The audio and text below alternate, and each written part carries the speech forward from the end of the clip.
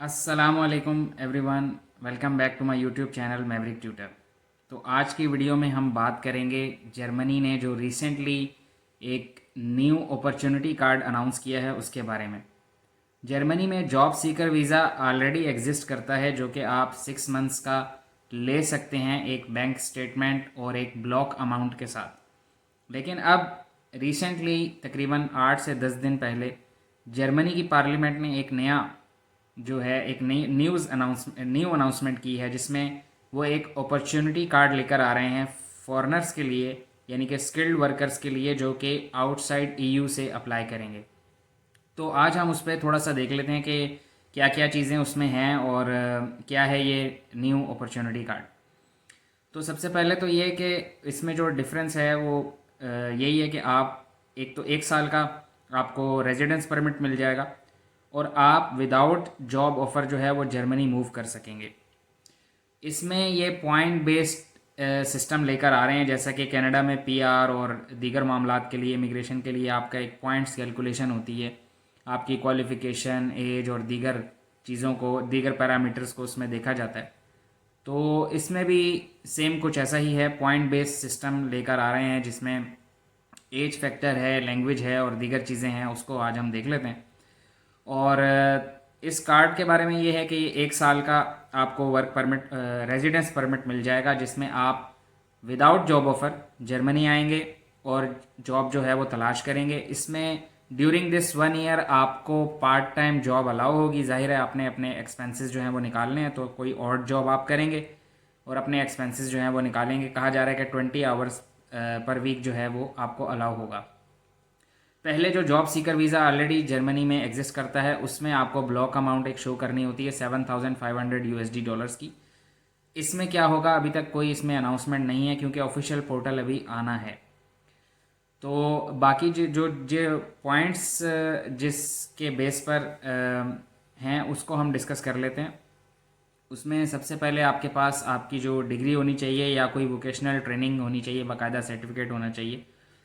और वो अगर आप रिकॉग्नाइज़ करवा लेते हैं जर्मनी से तो आपकी जो स्कोरिंग है वो अच्छी होगी। अगर रिकॉग्नाइज़ नहीं है तो स्कोरिंग जो है वो कम होगी। पहला पॉइंट ये है कि आपकी जर्मनी की कुछ अथॉरिटीज़ हैं। मैंने एक डिटेल ब्लॉग जो है वो लिख दिया है mavriktutor.com, मेरी जो ब्लॉग साइट है उसके ऊपर।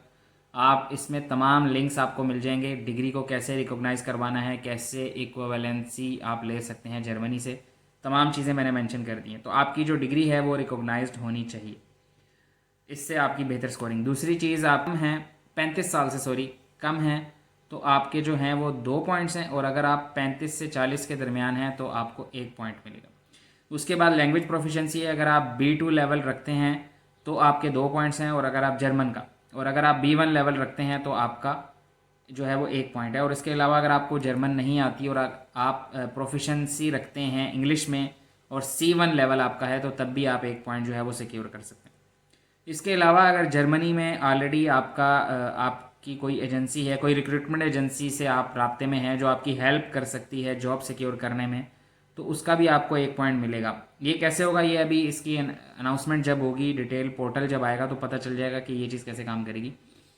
उसके अलावा अगर आप जर्मनी में पिछले 5 सालों में लीगली 6 मंथ्स या उससे ज़्यादा स्टे कर चुके हैं तो भी आपको 1 पॉइंट इसमें एक्स्ट्रा मिलेगा। और स्पाउस का एक लास्ट पॉइंट है कि अगर आपकी स्पाउस इस क्राइटेरिया को फुलफ़िल करती है और या करता है तो तब भी आपको जो है वो 1 पॉइंट मिलेगा। तो ये सारी पॉइंट बेस्ड कैलकुलेशन होगी, जिसमें आप अगर आप मिनिमम उनकी जो रिक्वायरमेंट है उसको फुलफ़िल करते हैं तो आप अप्लाई कर सकते हैं। रेजिडेंस परमिट 1 साल का ले सकते हैं, जर्मनी आके जॉब तलाश कर सकते हैं और उस दौरान आप पार्ट टाइम जॉब भी कर सकते हैं। अब ये रीन्यूएबल है।